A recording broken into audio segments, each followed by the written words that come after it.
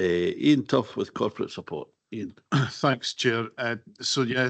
Corporate support service improvement plan. So probably just a couple of highlights from me, Chair, thinking about looking back. So part of the service improvement plan shows where we've had significant achievements over the last period. But importantly, also the priorities that we're setting out for the next 3 years up to 2027. So if you don't mind, Chair, I'll just pick out a couple of highlights in terms of achievements from the look back. And much of this we rehearsed last week at the joint engagement event with the CPP board and elected members when we talked about the review of the community plan that was completed last year, about the improvements we've made to the LOIP last year, and about the continued development of the strategic plan. So they're really fundamental to a lot of the work that myself and my colleagues and the team do. And it was really encouraging to get such good feedback last week from partners and from elected members and from colleagues. We've also, in the last period, had significant achievements around about the development and the refresh of the risk management strategy. Members will be seeing the product of some of that now coming through by way of the strategic risk register and the new approach to that was in East Ayrshire Performance recently.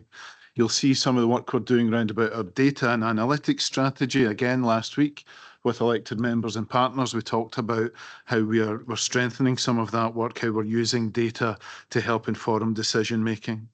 We've got a continued focus on mainstreaming equalities, Chair. I know that's a really important area for elected members, and the small part of my team that looks after that are really proactive and around all of that activity. And then lastly, the work that we do in responding to the emerging best value agenda. Again, an area that is picked up mostly at Governance and Scrutiny Committee, and members there will be familiar with receiving the wider scope reports from external audit, but part of that activity sits within my own team as well. Looking ahead though, Chair, and thinking about the priorities for the corporate support over the next 3 years, clearly, we'll continue to support that strategic framework, the community plan, the strategic plan, the LOIP, etc. And service improvement plans are such an important part of that. This is where the delivery of those priorities really takes some life. We'll also continue, as part of that link to the strategic framework, the Council now has that emerging priority around about supporting prevention and early intervention work. Again, colleagues in my own team are working closely with Joe and finance and ICT colleagues around that approach. A really topical area for us, and another area that we've managed to strengthen the resource and corporate support is around about that demographic change, population shift, and understanding what that means for the council, for services, but importantly for our communities. And we are working very closely now with partners and elected members at a ward level around about what that means. And again, last week, a really good discussion around all of that.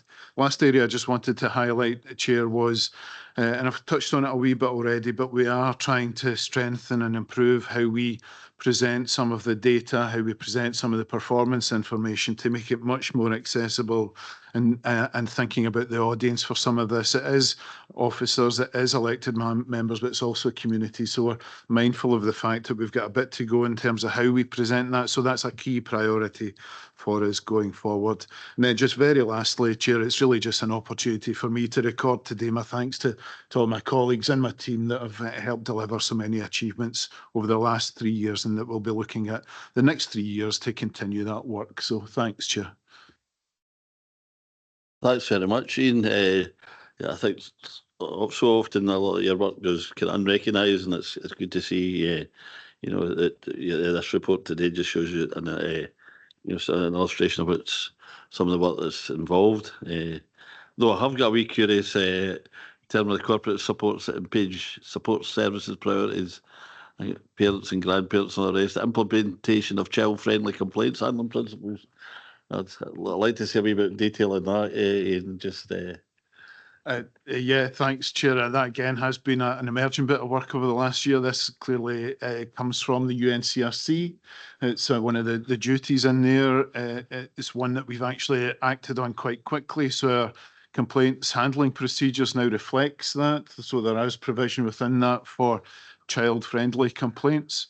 We have not seen any yet. We had a report to the Governance and Scrutiny Committee, the annual report on complaints, where we talked about this in a wee bit more detail there.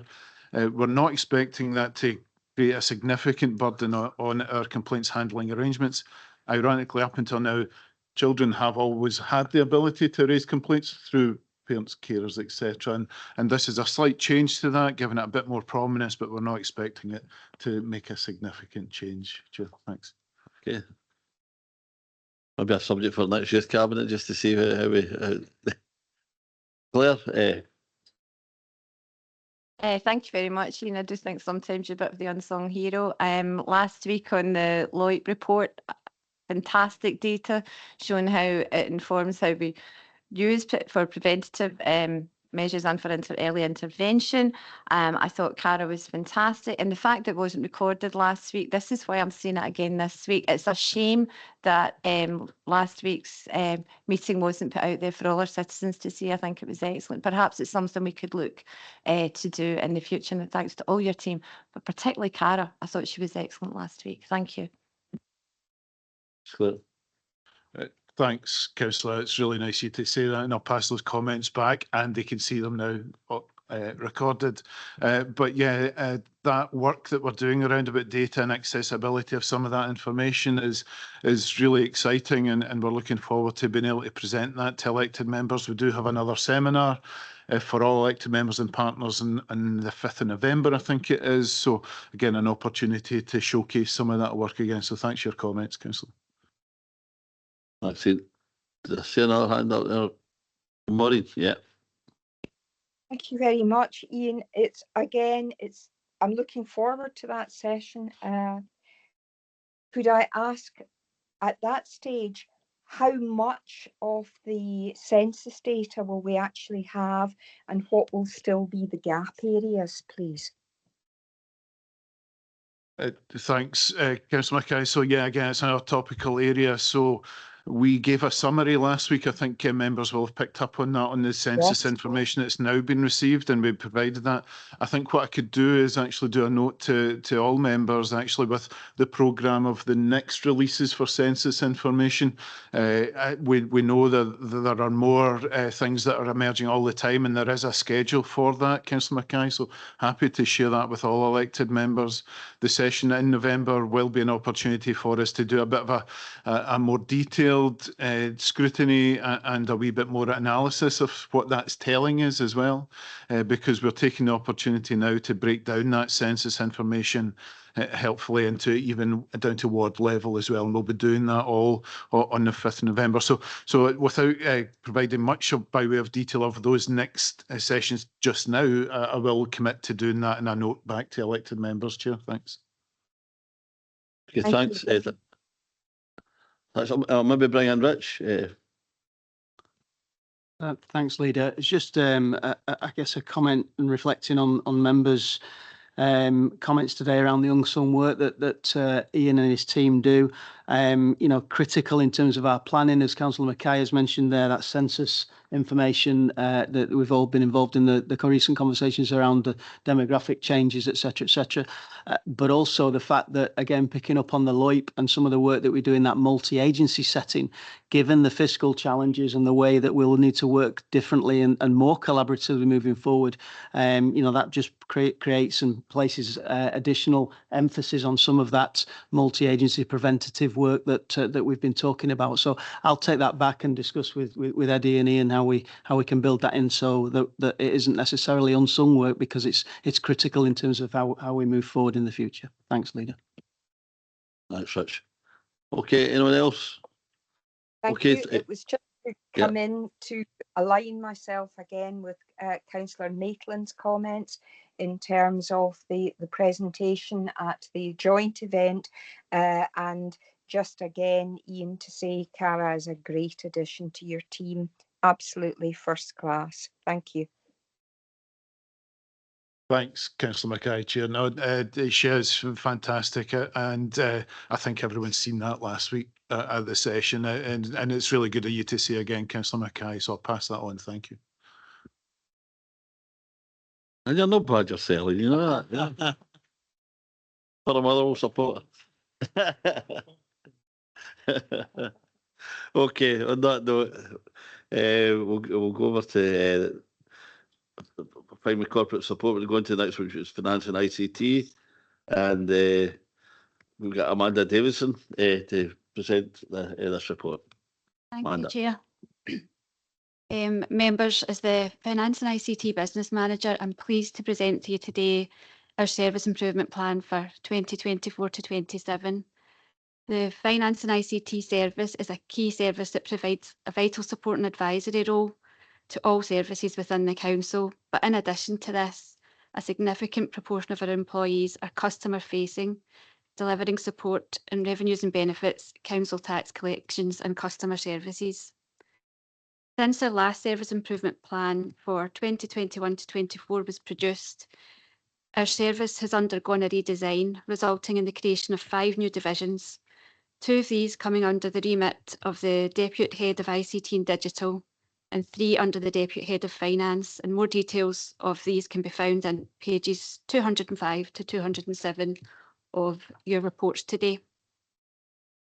As part of the redesign that was undertaken, the work undertaken by the Financial Strategy and Accounting Division was enhanced to ensure increased emphasis on financial strategy and the need to ensure financial resilience and sustainability of essential council services. And a suite of resilience indicators were developed and are now regularly reported to members. In addition, a new team was created, the Business Innovation Team, to work with services and our 2 ICT and digital divisions to support business innovation and digital solutions in order to achieve service-based digital efficiencies. On the ICT and digital side of the house, the service has continued to maintain the Council's vital systems and infrastructure and has strengthened and invested in its cyber security and defence measures in recognition of the continued threat of cyber attack, and we will continue to follow best practice as well as be proactive in this area in order to safeguard the Council. Furthermore, a number of digital-based projects have been progressed by our service, including the corporate approach to telephony, the transition to Microsoft 365, development of online processes and forms, and work to enhance the customer service platform, including the promotion of self-service wherever possible.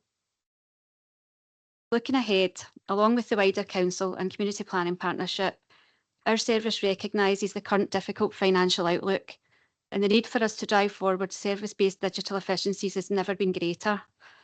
That is why you will see an emphasis on the delivery of the digital strategy within our action plan, which begins at page 242. And our service will play a key role in supporting the Digital Management Board with overseeing the corporate digital agenda and leading the programme of work to progress digital efficiencies and benefits. This will include implementing plans to use digital technology to shape the Council's workforce of the future and supporting our colleagues in health and social care to develop and use digital solutions, including telecare smart products to help people live independently at home as well as in a care setting. In addition, the service will support the Digital Access Network to continue to tackle digital exclusion and enhance digital access across our communities. Alongside this, you will see a variety of actions linked to the need to enhance and strengthen sound financial management and support services with ensuring alignment between the funding available and the strategic priorities of the Council. This includes continuing to undertake extensive financial modelling, monitoring and review of funding pressures, and updating and issuing financial guidance following the recent review of the financial regulations. In order to deliver our action plan effectively, we rely on the dedication, skills, knowledge and professionalism of our employees, and our action plan takes account of the feedback from the most recent employee survey by committing to ensuring that employees within our service are equipped with the training and information they need to be supported to carry out their roles effectively. We're presenting an ambitious 3-year plan before you today, members.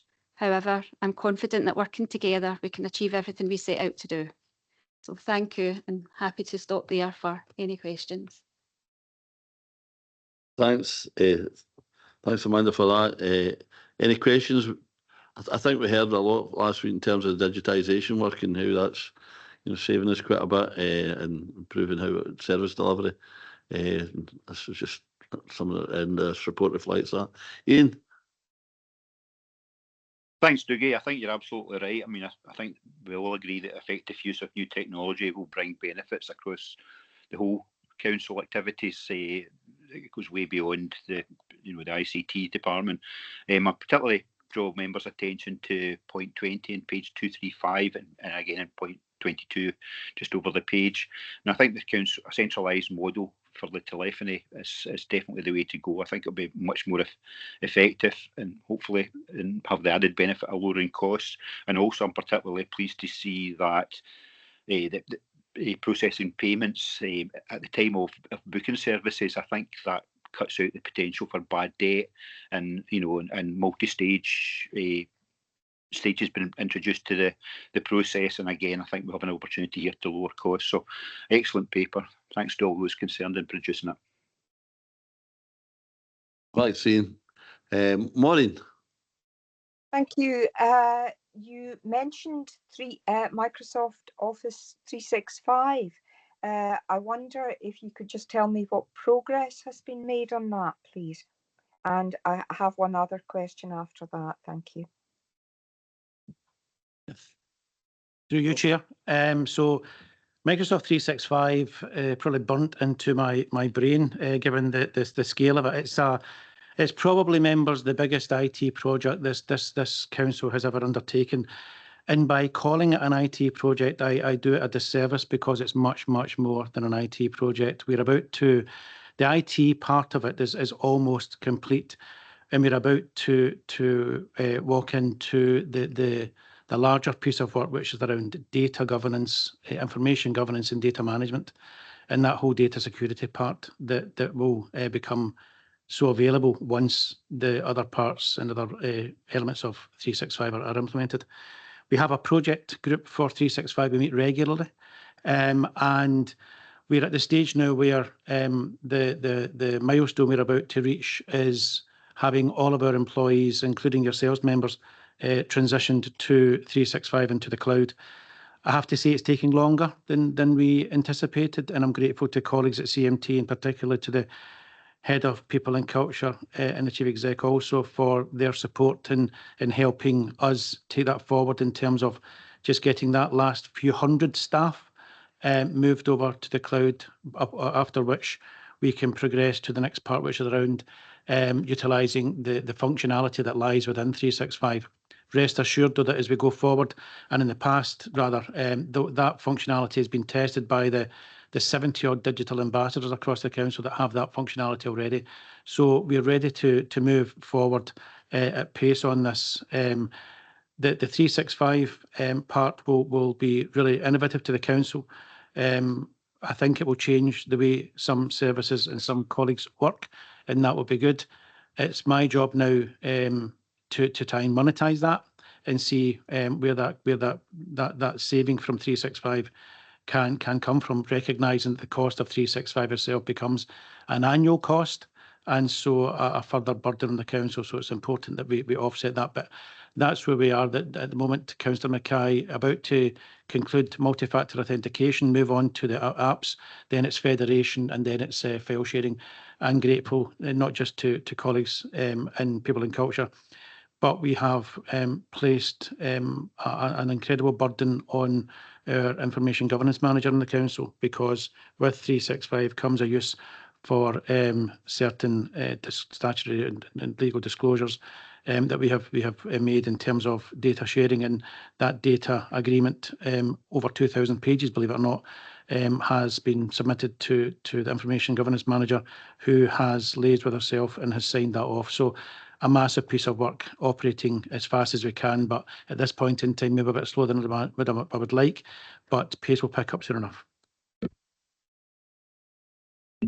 Thanks. Yeah, I think we've noted, certainly over member services as quite a massive amount of work, and it's not without its challenges, but we're getting there, I think. And it's I think there might be kind of members that want to know more, if there is an appetite for some kind of seminar on it. That might be some worth concern, because it does affect us as well quite considerably. So if there's any call for it, we can organise that. Okay, any other? Yes, I have. Maureen, I indicated I had another question. And it was just to ask, I know we are talking about, this is within, I suppose, the benefits section. So it's the issue of benefits migrating onto universal credit, just to have a sense of time scale, what the workload is and what the impact of that will be for the recipients, please. And through you again, Chair. So this is a welfare reform and a process called managed migration, where over time applicants who would normally attend or come to the council for a certain benefit, in this case housing benefit, would transition over to DWP. It's been happening for many, many years. If you were on a benefit and you had a change of circumstance, then that benefit you received was changed and you were placed on to universal credit.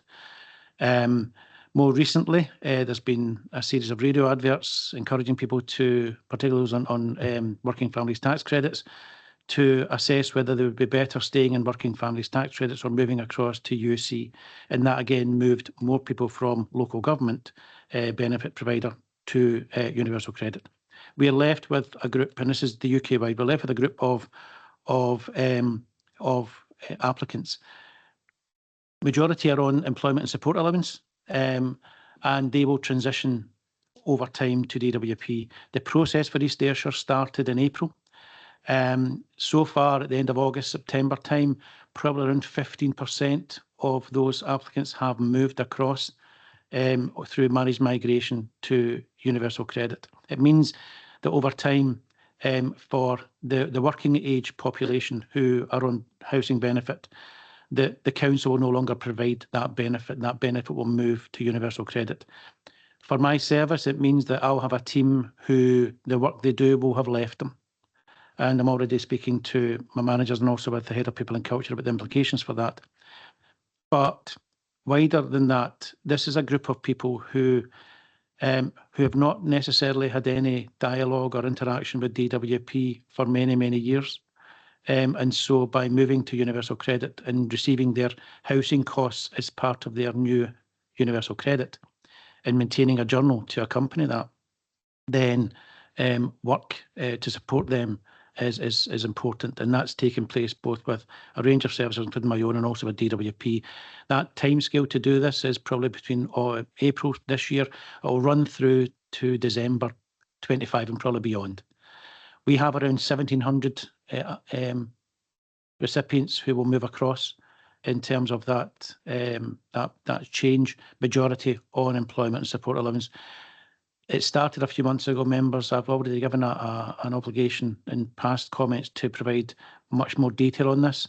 Now that probably 15% has moved across, I'll be giving specific members briefings on this and on the implications and on what it means for both our residents, but also for the service and for the council generally. Joe, you okay with that, Maureen? Very okay with that, and I'm very interested in having that and having the update on it, particularly in terms of has it advantaged people or has it disadvantaged people, really what the impacts for them that has been. Thank you. Thanks, Maureen. Claire? I think I would also be looking forward to that, Joe. I'm concerned that people go into even a technical debt in between transferring over. And of course, that can affect credit ratings, etc., and have a long-term impact on people. Thank you. Thanks, Claire. Okay, I think that's that paper. Maureen, get your hand up. Is that a legacy? I am sorry, apologies. Okay, right, everybody okay? So now going to thanks, Amanda and Joe, with that presentation. That was excellent. Now go over to David and governance. Thanks, Chair. Members, if I'd known I was going after Amanda, I might have prepared something. The Governance Service Improvement Plan starts at page 248 of the papers, where you will find the I think they're stock photographs. I'll just clarify. The first one is definitely a planner at work. It's not somebody colouring in on a Friday afternoon. And the one at the end is probably one of our own stock photographs, because I can't recall a blue sky like that any time recently, for that picture of the revitalised Burns Monument up at the Registrar's base in the park round the corner. So we start there. What the Governance Service Improvement Plan does, first and foremost, is reflect the kind of very diverse mix and eclectic mix of services that make up governance and the different nature of the functions.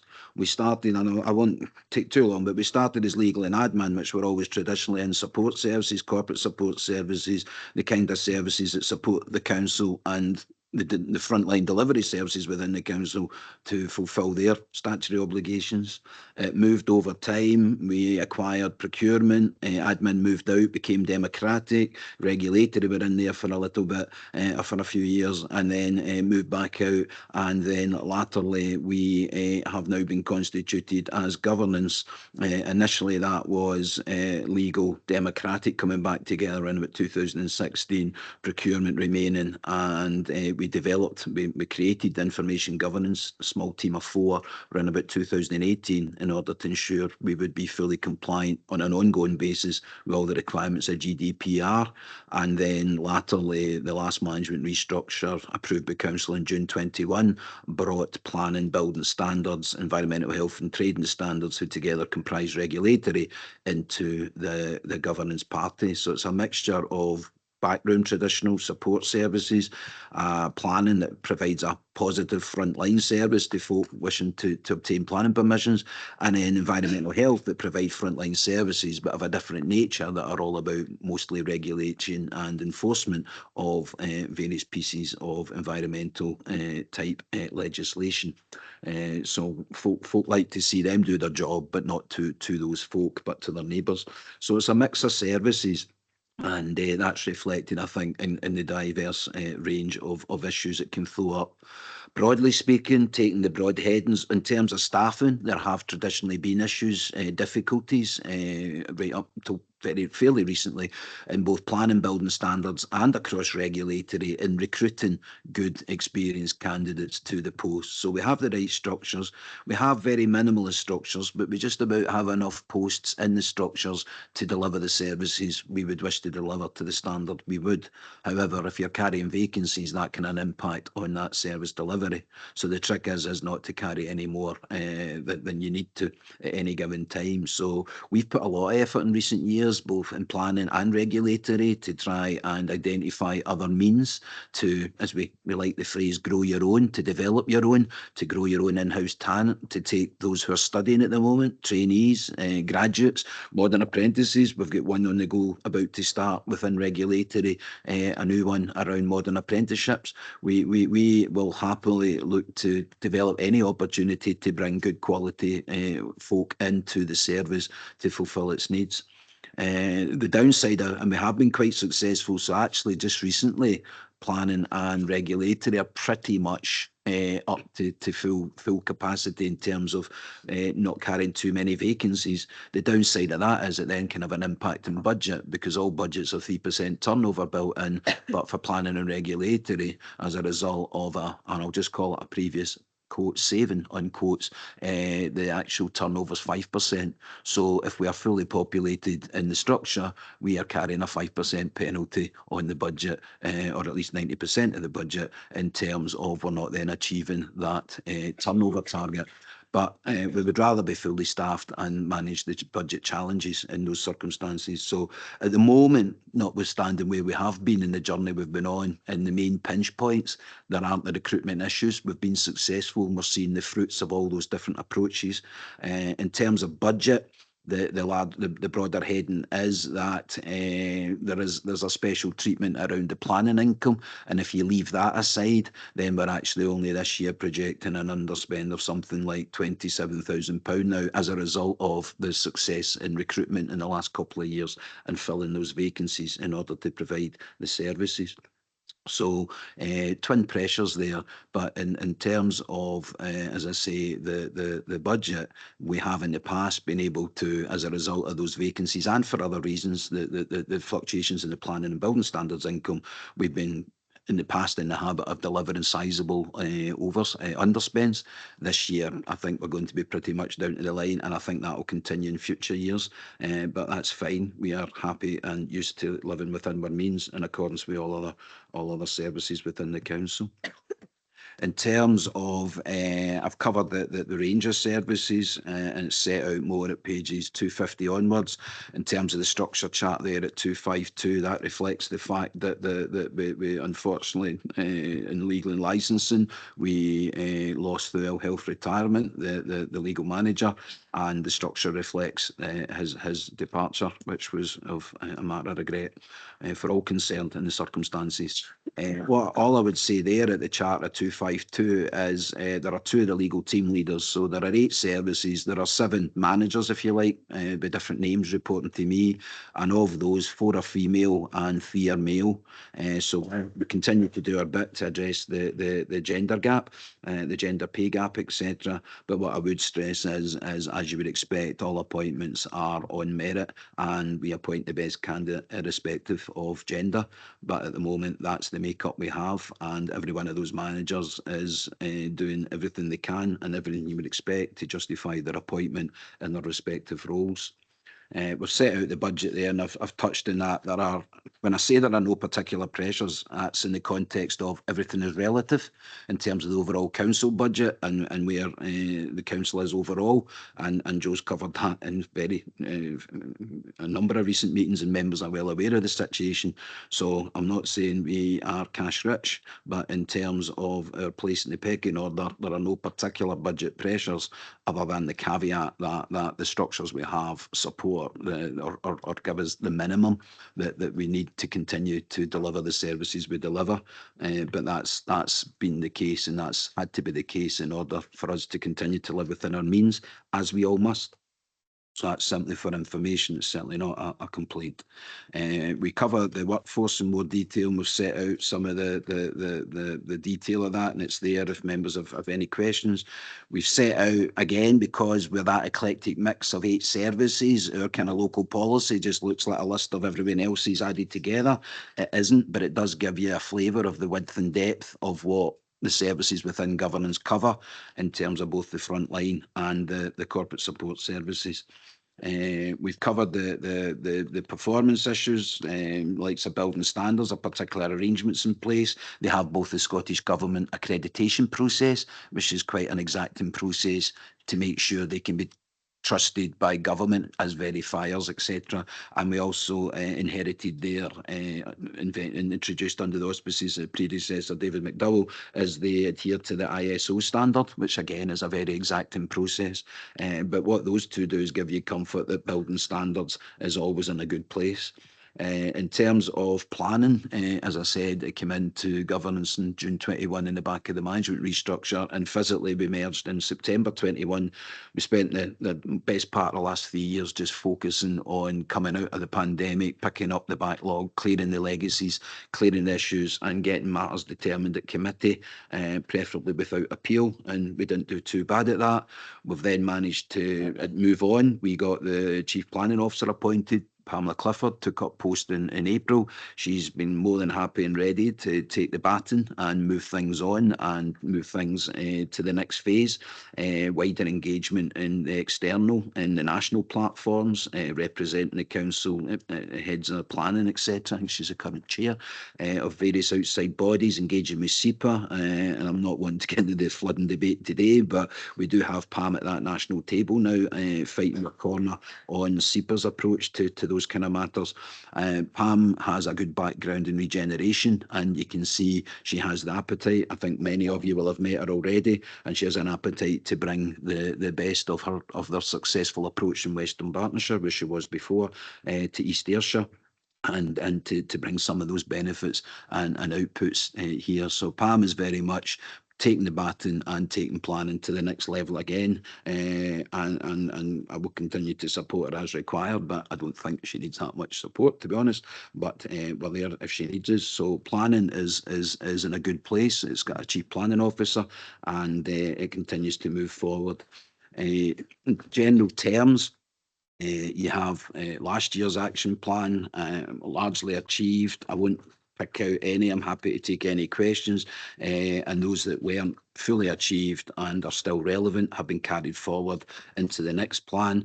I did suggest to colleagues that the general approach is with these to have a goodly number of meaningful actions, but not to limit your ambitions, but not to be over ambitious. But they obviously fell in deaf ears because we've got 29, but I think 29 is a requisite number when I look at some of the under plans.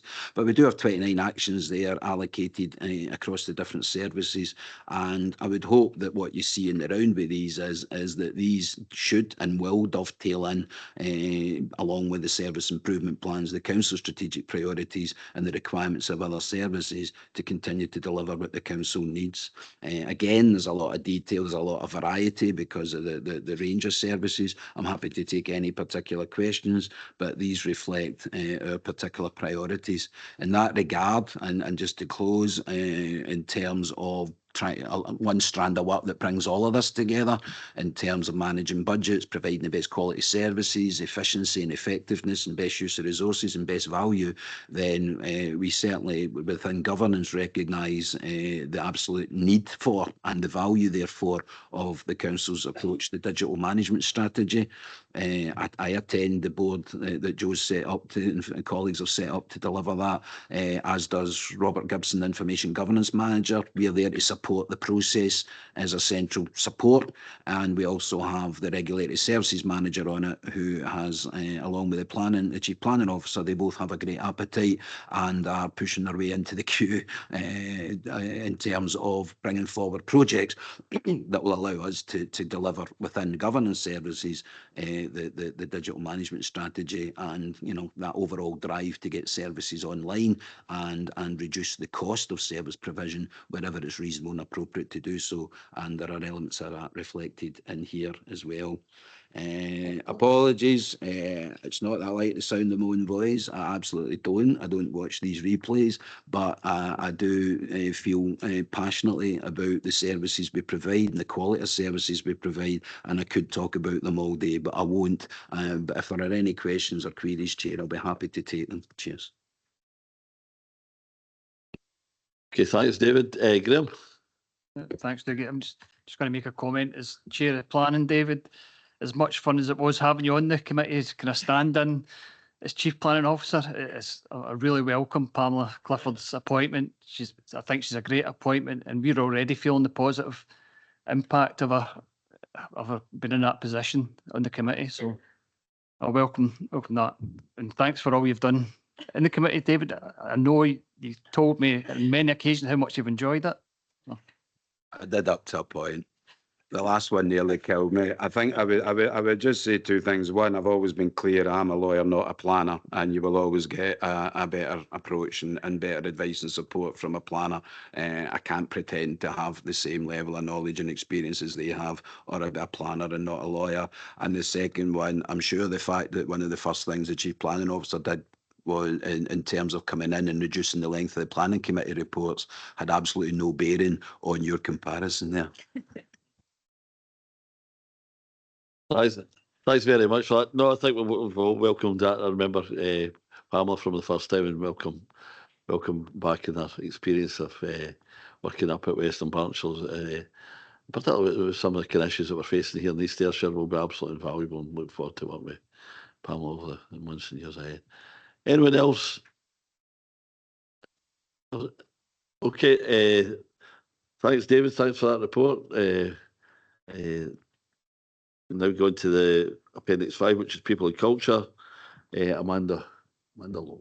Thanks, Chair. People and Culture Service Improvement Plan starts on page 227. As you know, People and Culture Service was created in 2021 following the review of the Council's management structure. At that point, the former Human Resources Service and the communications teams were brought together. Since that time, we have completed the service redesign, which was approved at Cabinet in 2023, and then following Council decision in June 2024, our health and safety colleagues are now permanently part of People and Culture also.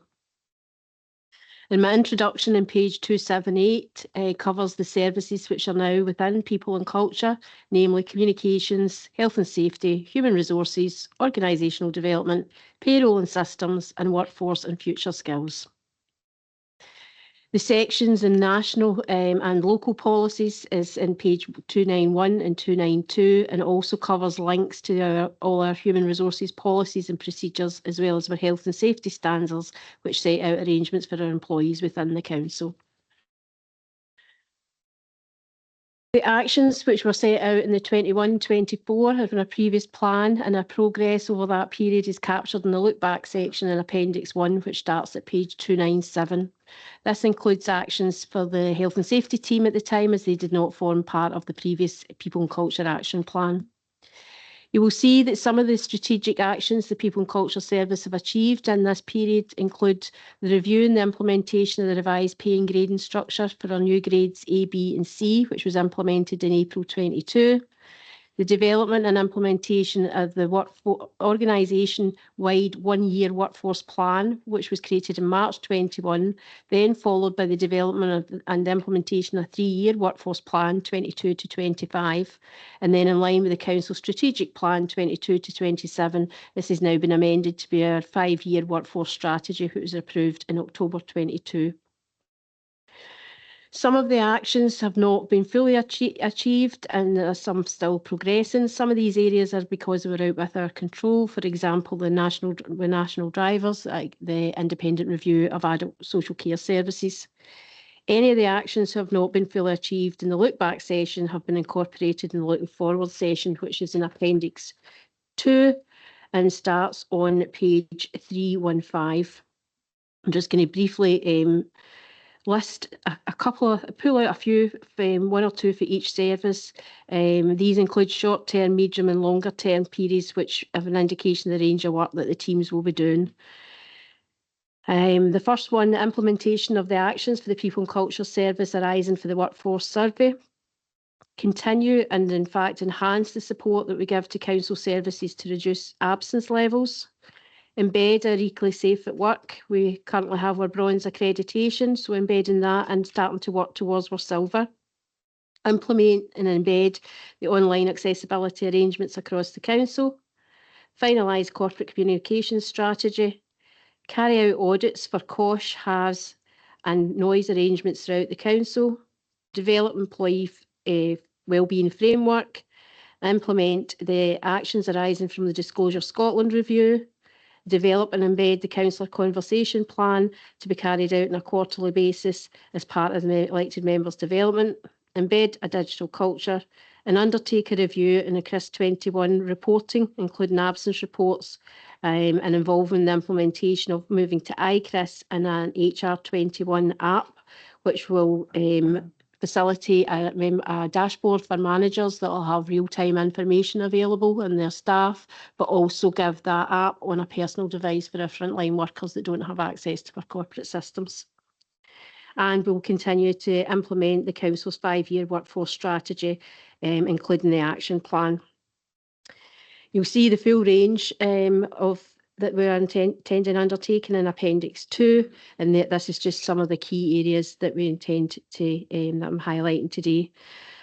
I think this sets out the work that the services have been involved in and outlines our planned work for improvements over the next 3 years, and I'm happy to take any questions.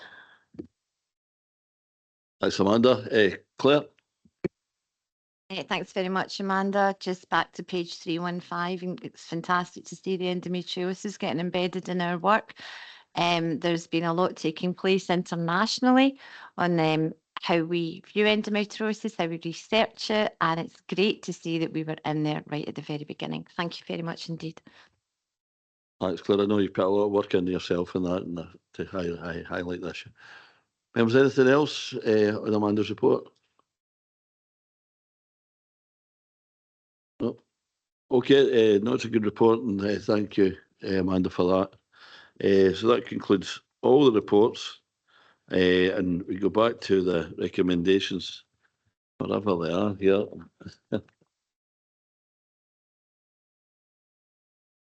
Page, Christy. Page 89.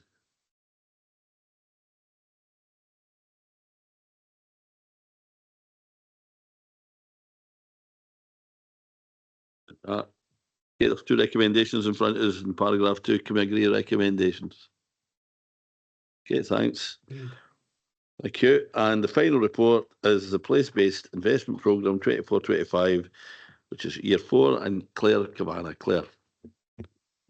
Thank you, Chair. Good afternoon, members. This paper is the 8th in the series to come forward regarding the place-based investment programme, and its purpose is to set out the year-end position for year 3 and to make recommendations for investment in year 4 for endorsement and approval. And I'd once again thank members for the opportunity to engage with you on the detail prior to today. In terms of the background set out at paragraphs 3 to 6, the paper sets out that this is a 5-year Scottish Government programme due to conclude in 2025-26, with a range of defined objectives and requirements in relation to spend. I'd highlight for members the estimated annual allocations set out at the beginning of the programme at paragraph 5, 1.3 million in year 1, 1.1 million in year 2, and 792,000 from years 3 onwards.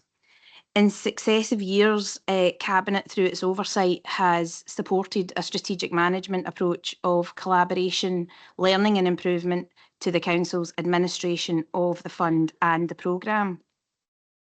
At paragraph 7 in Appendix 1, the paper sets out the year-end position for year 3 projects, which is a requirement for both local and national governments. And this has been reported to Scottish Government in line with the programme criteria. At year-end, all projects had their contracts in place, meeting the critical milestone of the grant allocation conditions, and 12 were already complete. Members, I'd highlight progress in terms of those year 3 projects. It's additional to that reported at year-end that a further 4 projects have fully spent their allocations, being the Bar Hill Centre improvements, John Fulton Hall Phase 1, Howard Park Tennis and Padel Courts, and Wi-Fi for Shortleys Community Centre. Progress continues to be made across the programme, with change and compliance being monitored on an ongoing basis. Turning now to the approach to year 4, the report highlights at paragraph 8, as directed by Cabinet, that improvement aims were to facilitate learning between project groups and potential applicants, to provide wider funding information, to continue to target promotional activity at areas where our analysis shows there's been proportionately less investment, and developing our approach to involving community members in arriving at recommendations. Therefore, the community-led regeneration team, supported by a range of council services and partners, hosted 2 Love Local conferences in Kilmarnock and O'Mellington, which were well attended and positively received. 9 groups, in fact, showcased their projects, and the days were arranged so that prospective applicants could learn about the process of applying, get information about how to do a good application, and learn about the reality of managing such a project from people who have lived experience. Members, these conferences were in addition to the wider programme of support available through community-led regeneration, comprising a series of webinars, face-to-face meetings and online information. At paragraphs 11 and 12, the report sets out the original oversubscription to the programme, the ask at that point being around 1.47 million more than the then available funds.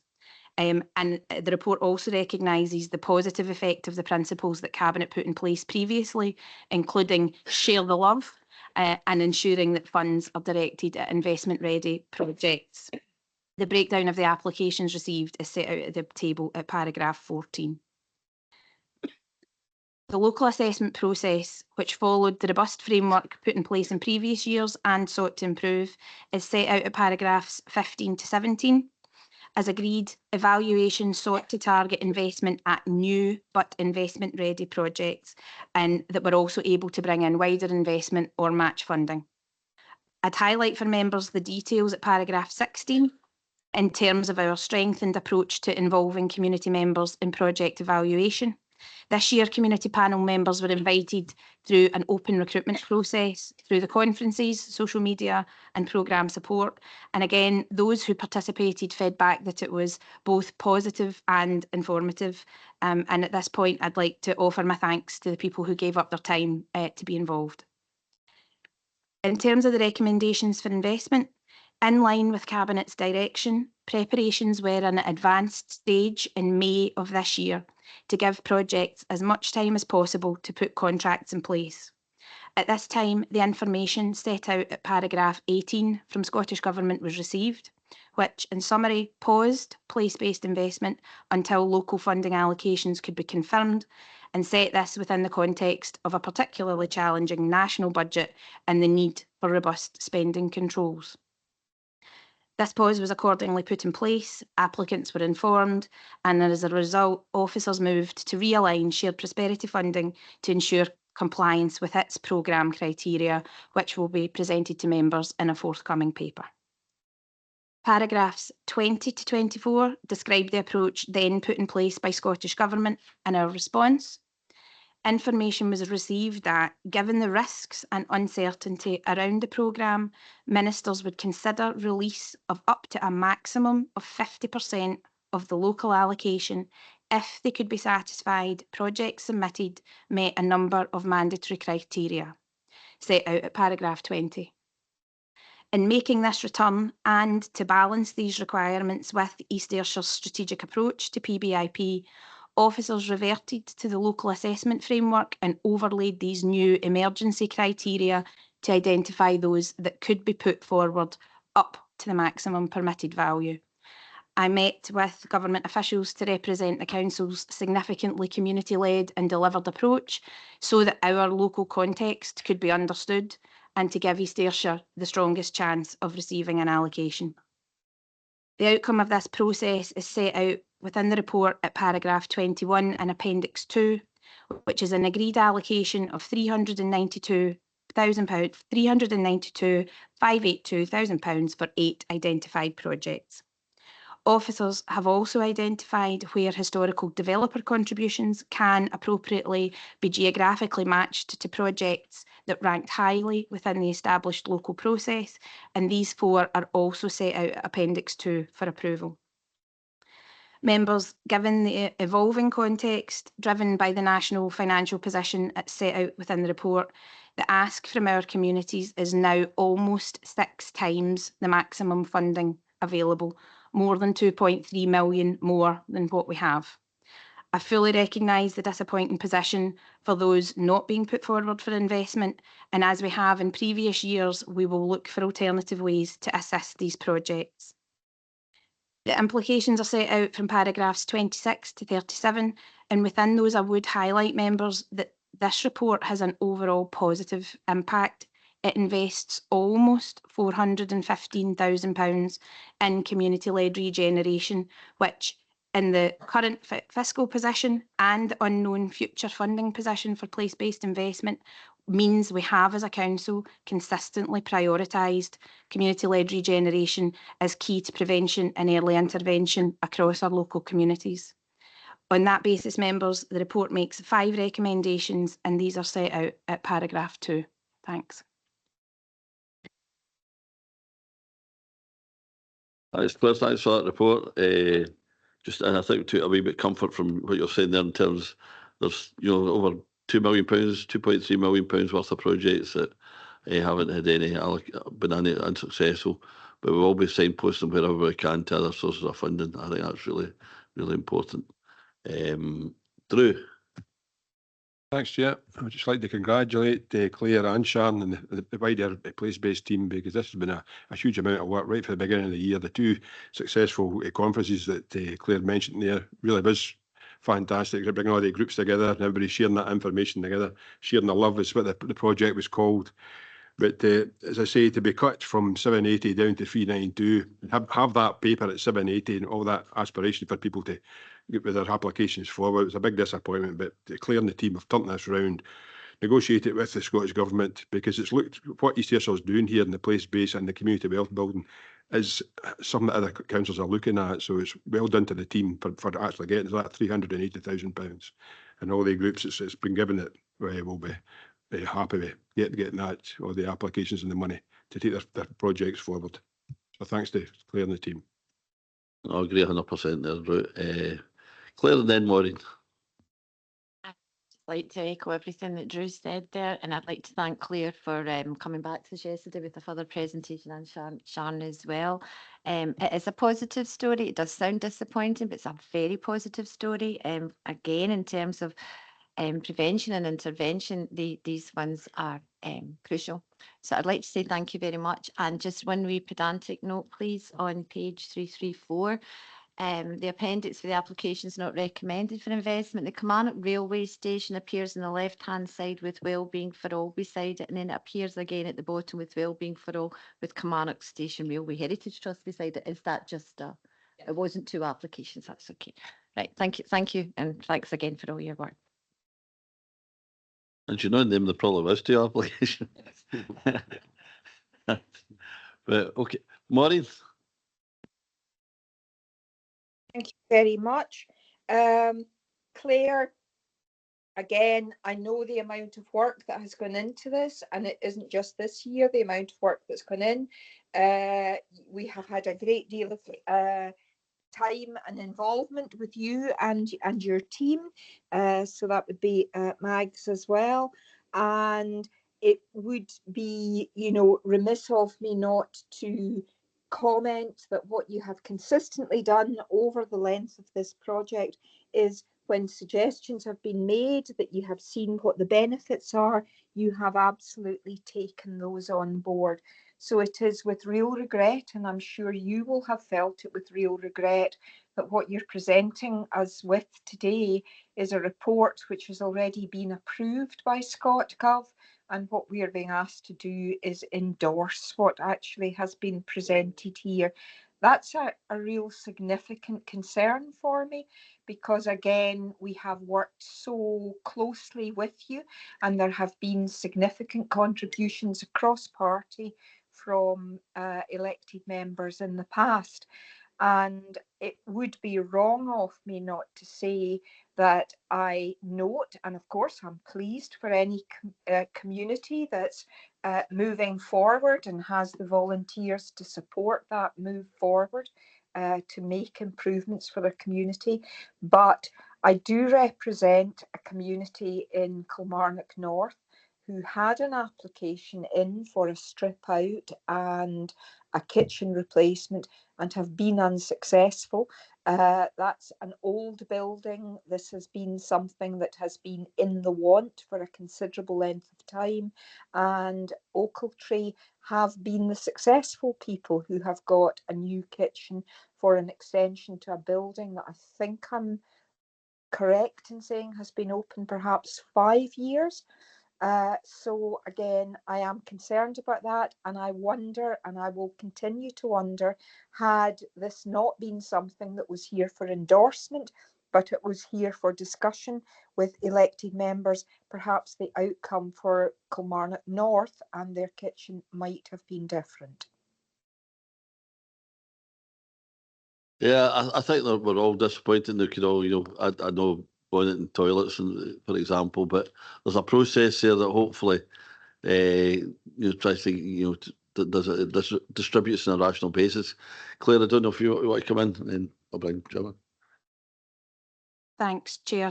Thanks, Councillor Mackay, and through you, Chair. Absolutely. We had a very short period of time to make a return to Scottish Government based on a number of very clear criteria.